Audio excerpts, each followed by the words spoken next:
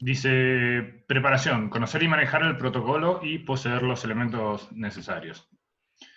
Detección, consideramos que la detección es igual o más importante que el tratamiento propiamente dicho, ¿sí? Saber reconocer la crisis anafiláctica y poder estar seguros de qué es lo que está ocurriendo es la parte quizás más difícil, ¿no? O más eh, eh, como desafiante dentro de este episodio. Entonces, dice, paciente compatible con la entrada de un alergeno con dificultad respiratoria constatada. ¿Sí? A partir de ahí nosotros estamos ya sobre la pauta de que delante nuestro se está dando una crisis anafiláctica. Y el cuadro clínico, que engloba un poco más el estado general del paciente, dice, los efectos respiratorios se manifiestan con dificultad para respirar o respiración ruidosa, estridor o sibilancias. La sibilancia es el ruido que hacen también los asmáticos, no sé si alguna vez tuvieron posibilidad de verlo, es como... Es un sonido de dificultad ante la entrada de aire, justamente hay una inflamación de las vías aéreas superiores, lo cual hace que el aire entre con dificultad hacia la tráquea. Después dice, edema de lengua o rigidez en la garganta, dificultad para hablar o modificación de la voz, tos persistente.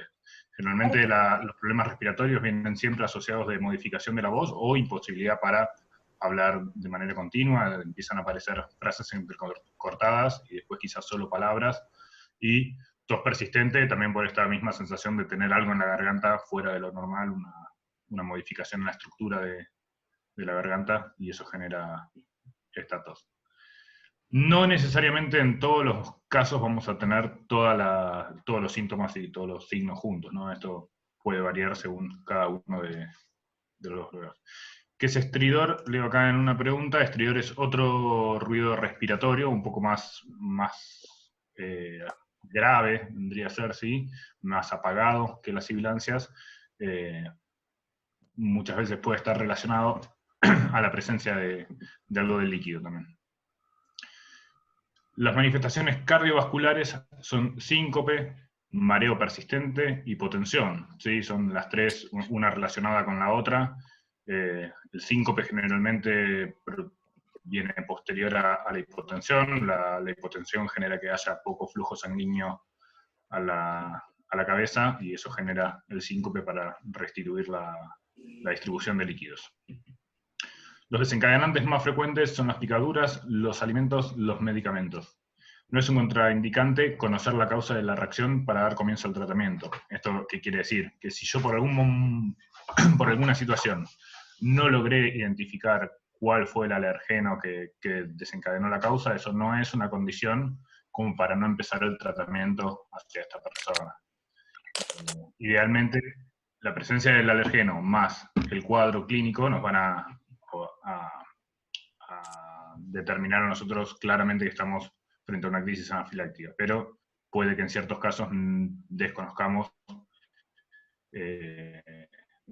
cuál fue el alergeno, porque puede haber sido, por ejemplo, algo que la persona desayunó y esta reacción se dio después de 1 o 2 horas de haber ingerido el alimento. Necesariamente es una picadura de chaqueta que es algo bastante in situ, sino que puede ser acarreado desde horas. Bien, dice tratamiento, tranquilizar al paciente, preparación del material, preparación del paciente, ¿sí? Le tengo que, de alguna manera, más allá de la ansiedad que el paciente esté teniendo en ese momento, poder explicarle que le vas a aplicar una medicación que le va a revertir la situación. La medicación es inyectable, eso lo tiene que saber y tiene que estar tranquilo de que vos tenés, de alguna manera, cierta práctica en cómo realizar esta tarea.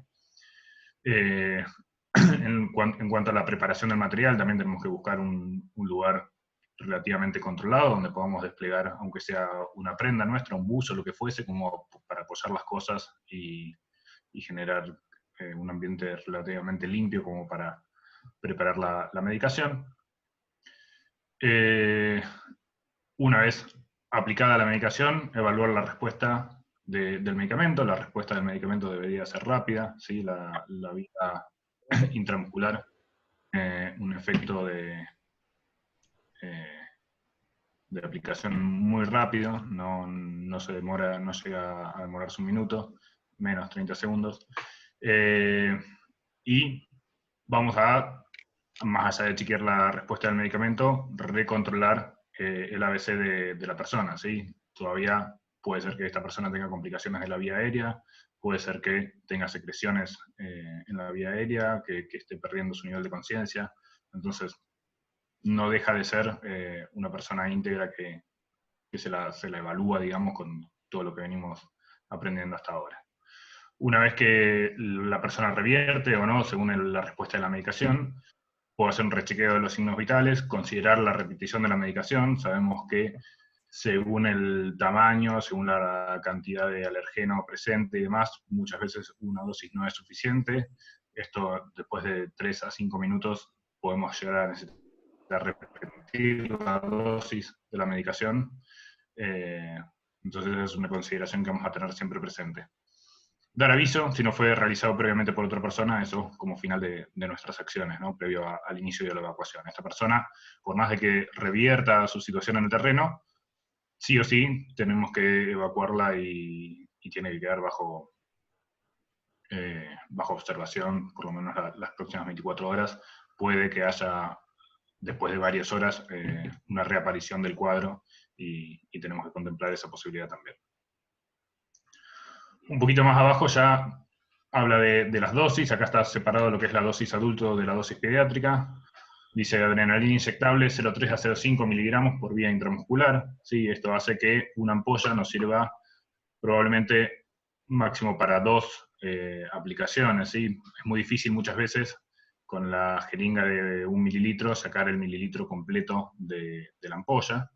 Entonces muchas veces hay un pequeño desperdicio ahí, y si la persona tiene una contextura grande, digamos una masa muscular considerable, ahí justo estaba leyendo de que depende de la dosis del adulto, justamente esto, ¿no? Si hay mucha masa muscular, se recomienda una dosis de 0,5 miligramos, y si estamos hablando de una persona con textura normal o pequeña, 0,3 miligramos deberían ser suficientes. Esto es cada cuánto vencen las ampollas, algo así como cada 2 años, depende también hace cuánto la tenga el farmacéutico en su farmacia, ¿no? Pero generalmente anda por ahí el vencimiento. O sea, si la compras hoy, de acá a 2 años, vas a tener que renovarla. La verdad que si consiguen entre varios una cajita de 10, son económicas, no es una medicación cara. Y después, esa medicación es el tratamiento principal de la crisis anafiláctica. Por debajo dice difenidramina 50 a 100 miligramos vía oral. ¿Qué hace la difenidramina? La difenidramina es un antihistamínico. Hace que, junto con los efectos de la adrenalina, también el cuerpo deje a la larga, ¿sí? Durante el traslado, de producir histamina, lo cual podría hacer que reaparezcan ciertos síntomas, y sería como una medicación de mantenimiento, de sostén, de alguna manera.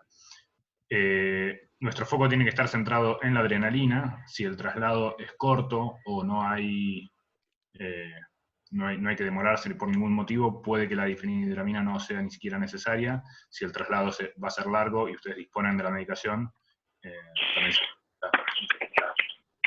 Acá dice, ¿son de venta libre? Sí, la adrenalina es de venta libre y la difenidramina también. En realidad, si es de venta libre o no, no lo sé. Que te la venden en la farmacia, sí te la venden. Una pregunta, Tommy. ¿La Sí. difenidramina también sería dexametasona o sería otra? No, la difenidramina se llama difenidramina en la droga. La marca más conocida es el Benadryl, y no es un glucocorticoide como lo es la dexametasona. ¿Sí? Ahí está, dexacorticoides. Y dice, en caso tiene que ser intravenoso, ¿a qué te referís, Agus? No llego a entender tu pregunta. No, que también había leído como que también se puede hacer, o sea, es intramuscular, pero hay un punto como de gravedad que había leído que podía ser intravenoso. ¿Cuál sería ese parámetro? No, la verdad que la aplicación de una inyección de forma intravenosa en el terreno sin la práctica correspondiente no está recomendada para nada. Es bastante más difícil, con mucha más posibilidad de tener problemas durante la aplicación porque podemos terminar rompiendo un vaso o generando un problema mayor. Y la verdad es que está recomendado esta forma de aplicación por tener una buena respuesta, rápida y buena respuesta, digamos. O sea que estas drogas tenemos que aplicarlas en caso de que haya un compromiso de la vía aérea. Sí, una reacción alérgica desencadenada de manera abrupta que avanza hasta comprometer las vías respiratorias. Bien, Benadryl va bien, sí, Benadryl es difenhidramina, Benadryl es el nombre comercial del producto. Bien, vamos a ir a la dosis pediátrica. La dosis pediátrica de adrenalina es de 0,01 miligramos por kilo. ¿Esto qué quiere decir? Que si la persona pesa 10 kilos, por ejemplo, le corresponden 0,1 miligramos, o sea, un décimo de la ampolla. La jeringa de 1 mililitro viene dividida en 10 partes, ¿sí? O sea, y a su vez esas 10 partes en 10 rayitas más. O sea, cada una de esas rayitas corresponde a 1 kilogramo de peso de la persona afectada. ¿Por qué dice hasta 30 kilogramos? Porque si la persona pesa más de 30 kilogramos, ya corresponde que utilicemos una dosis de adulto, ¿no? 30 kilogramos correspondería a 0,3, lo cual ya entra dentro del rango de lo que es una dosis de adulto y se va a manejar con el mismo criterio con el que hablamos anteriormente. En este caso, dice entre paréntesis, aguja subcutánea de ser posible, si tuviésemos a mano, si hubiese disponible, si tenemos 2 en el botiquín y tenemos también una aguja más chiquita, que es una aguja generalmente color naranja, más cortita, esa para un niño podría ser más adecuada, y si no, tendrán que medir la profundidad de la aguja al momento de hacer la aplicación si se trata de una persona muy flaquita. En caso de ser una persona más menudita, quizás la aguja intravenosa no sería un problema, pero tenemos que un poquito tener en cuenta esto. Clavada a 90 grados, entiendo que sí. ¿Se puede usar la subcutánea para adulto? No es recomendable. Si la persona tiene un tejido adiposo muy grueso, puede que no lleguemos al músculo. Esa es la contra por ahí de la aguja subcutánea en los adultos, ¿sí? Pensá que nunca sabemos cómo va a ser la contextura de la persona a la cual le vamos a tener que aplicar la inyección. En este caso, una aguja intravenosa sería mejor. Una aguja intravenosa para usar de forma intramuscular, ¿no? Ahí está en el protocolo acá al final, dice aguja 25-8, es el largo que tiene que tener. 25 es los milímetros del largo de la aguja. Dice, aplicación, identificar la zona media del muslo anterior, realizar la limpieza con antiséptico en la zona, aplicar en forma vertical la aguja de al menos 25 milímetros de largo, intentar retirar el émbolo para descartar estar fuera de un vaso sanguíneo. En realidad es para descartar estar dentro de un vaso sanguíneo o fuera, digamos. La interpretación quiere decir, en caso de que al retirar el émbolo llegue sangre a la jeringa, tengo que retirar la jeringa y recolocarla en otro lugar. Descender el émbolo, retirar la aguja al tiempo que se coloca otro algodón con desinfectante sobre el orificio de inserción. Realizar los registros correspondientes, en algún lado yo me tengo que anotar lo que hice, a qué hora lo hice, cómo era el estado de la persona previo a la aplicación de la medicación y cómo fue después. Toda esa información es súper importante que ustedes la tengan y la manejen. Materiales que tengo que llevar conmigo, 1 o 2 ampollas de adrenalina, yo recomiendo que lleven 2, una se puede romper, una se puede volcar, una puede ser poco y requerir después una segunda, o no lo pude guardar y después tuve otro caso y también lo necesito, entonces siempre 2, mejor que una. Jeringa de 1 mililitro, aguja 25-8. Más, obviamente, los elementos de limpieza para hacer la asepsia del lugar. Eso deberíamos tenerlo por el kit de heridas que generalmente tenemos en el botiquín. Bien. ¿Alguna duda con respecto a esto o alguien que haya tenido un concepto muy diferente a lo que venimos charlando?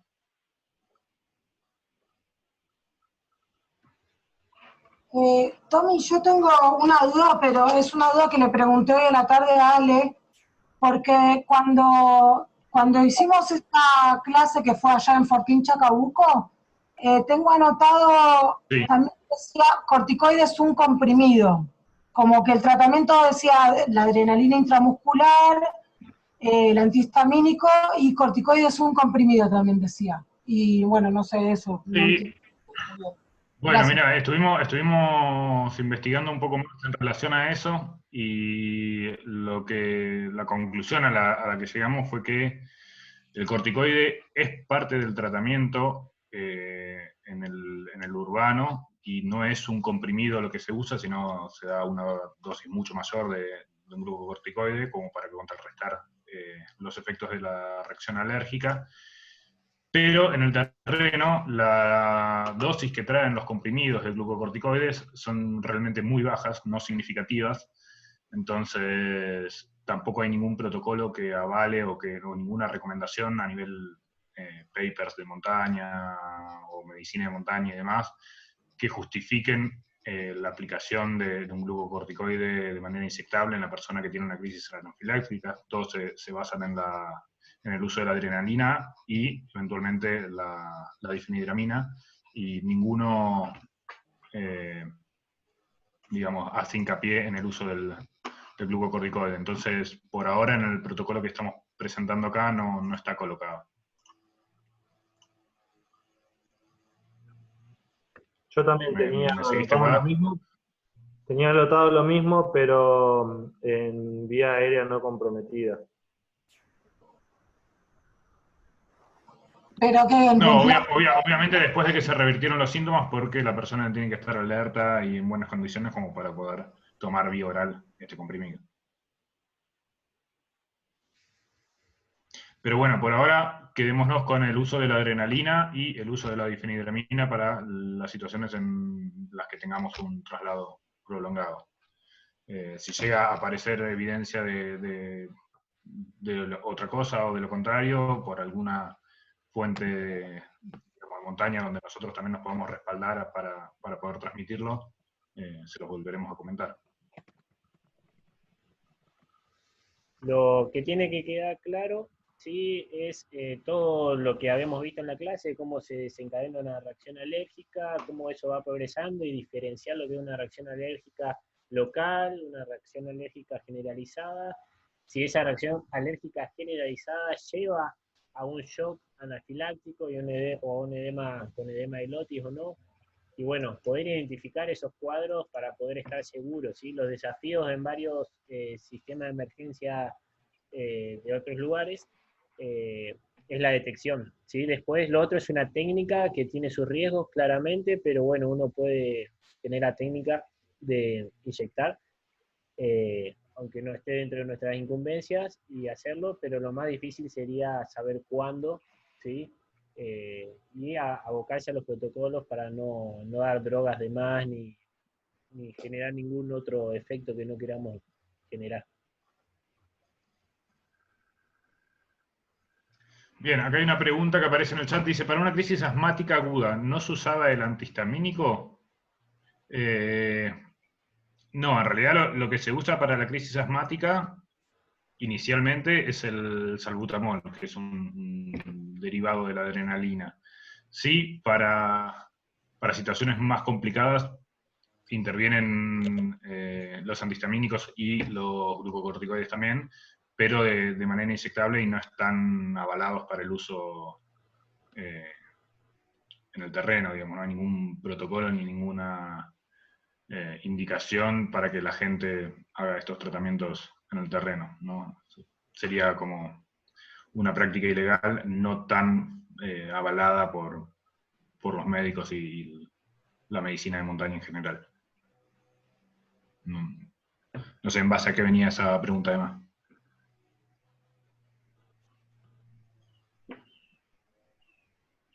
Bueno, ¿seguimos? Hola, sí, Tomás, que Dale. estoy con un problema con el audio, sí. No, en caso de un, digamos, un trekking y, bueno, de esa, sin el salbutamol, decía yo, en caso de que el cuadro pase ya a un cuadro ya severo, el del asmático, y, bueno, lo que sí nos habían enseñado con el tema de suministrar la epinefrina y demás, pero, bueno, era una duda que yo tenía, si se podía, esto hablamos en una zona agreste, ¿no? No me acordaba si no se usaba el antihistamínico. Era una duda que me surgió. Emanuel. Mira, en caso... Perdón. Dale. No, que a la pregunta de Manuel, como para que no te quedes con la duda, claramente en una crisis asmática grave, donde la persona no está pudiendo respirar bien, en la emergencia un médico o alguien personal de salud utiliza la adrenalina, podría utilizarla como una línea en una crisis muy grave, o sea, la respuesta sería que sí sirve, pero no que la deberíamos nosotros aplicar como guías por una crisis asmática en el campo, ¿sí? Esa sería la diferencia, como para que no te quede ahí la duda de que no sirve. Claro, sí, no lo usaría, pero digo, el recurso, en caso extremo, tengo ese recurso. Acá se estaba mezclando, me parece igual un temita, porque vos preguntaste por el uso de los antihistamínicos, ¿no? Acá tu pregunta dice, ¿para una crisis asmática aguda no se usaba el antihistamínico? Mirá, yo te diría que en el terreno, ante una crisis asmática aguda, esto nuevamente no está fundamentado ni avalado por nadie, pero sí, para una crisis asmática aguda se utiliza la adrenalina, ¿sí? Es un broncodilatador que revierte el cuadro. Entonces, ahí nuevamente, ¿no? Ante la situación de una persona que puede estar perdiendo la vida en la montaña y nosotros vemos que la inflamación de las vías respiratorias llega al punto en que la persona se vuelve cianótica y disminuye su nivel de conciencia, está bueno saber que la adrenalina eso también lo revierte, ¿no? Pero volvemos a lo mismo, vuelve a ser una práctica médica, no hay un protocolo respaldante en esta situación, ya quedaría bajo el criterio de cada uno saber qué hace y qué decisión toma en base a eso, ¿no? Pero bueno, ya que salió este tema, sí, la crisis asmática grave, si no pudimos frenarla antes con salbutamol, sí, de alguna manera revierte con la adrenalina, ¿sí? No estamos diciendo que este es el uso que nosotros estamos recomendando para la adrenalina, sino que la llevamos en el botiquín para usarla frente a una crisis anafiláctica, pero bien, ya que salió el tema, por ahí está bueno compartirlo. Ahí te pasé, Tommy, la clase. ¿Sí? No te escuché. Ahí te pasé la clase. ¿Para qué ¿La hagas? pantalla? Sí. Dale. Bueno, vamos a arrancar con el tema del día de hoy. Quedan 10 minutos. Hacemos 5 y cortamos y volvemos a reconectarnos, ¿les parece? Dale, sí.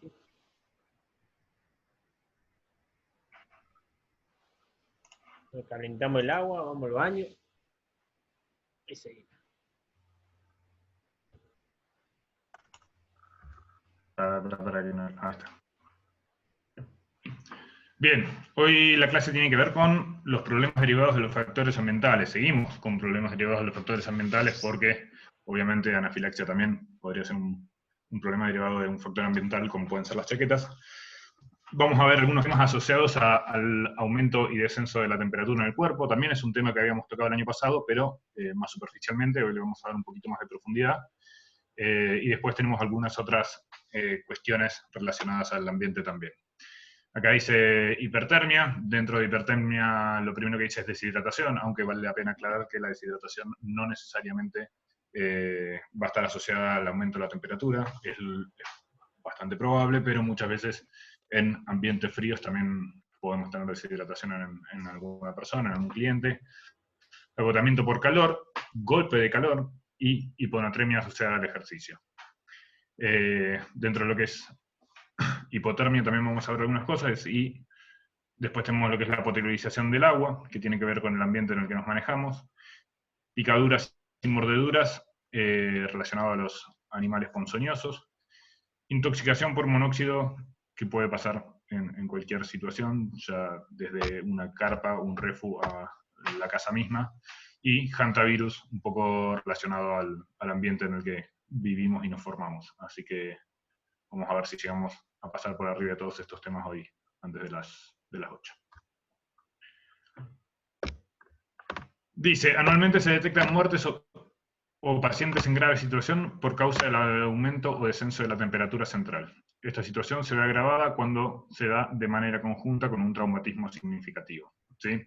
Cualquier persona traumatizada ya está en una situación grave, si además se da de manera conjunta con un estado de hipertermia o de hipotermia, tenemos un problema mayor. Existe un gran grupo que conforma la población de riesgo, edades extremas, nivel de pobreza, en parte por mala vestimenta, enfermedades crónicas previas o actual tratamiento medicamentoso. ¿Sí? Hay ciertas, o los diuréticos, que podrían intervenir en el balance de la temperatura y la hidratación o la homeostasis de una persona. Y el alcoholismo también es un problema a la hora de regular la temperatura en ambientes hostiles. El objetivo es reconocer la potencialidad de que nuestros clientes desarrollen alguno de estos trastornos, y eso nos permite trabajar sobre la prevención, detección y manejo de las mismas. Muchas veces nosotros interpretamos los accidentes o los problemas de montaña relacionados a los traumatismos o relacionados a avalanchas o situaciones mucho más evidentes, quizás, que estas que vamos a ver hoy. Y aún así, estas pueden ser igual o más dañinas sin tener delante ni sangre, ni un gran traumatismo, ni nada por el estilo.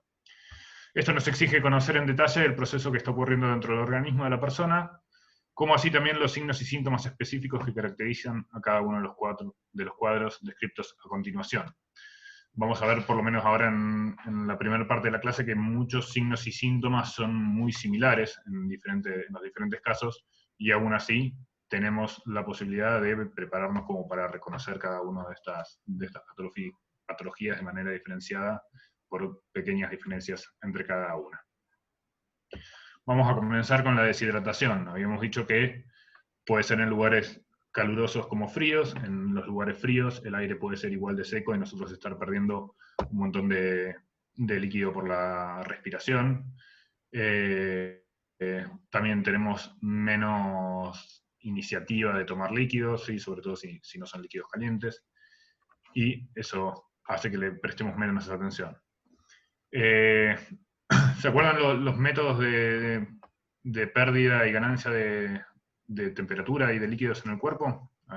Era la evaporación, la convección, la conducción y la radiación como métodos de pérdida o ganancia de temperatura, y dentro de lo que es la evaporación aparecen la respiración, el sudor, principalmente esos dos, y afectan sobre la regulación del agua de nuestro cuerpo. Dice, el agua representa el 70% de nuestra masa corporal.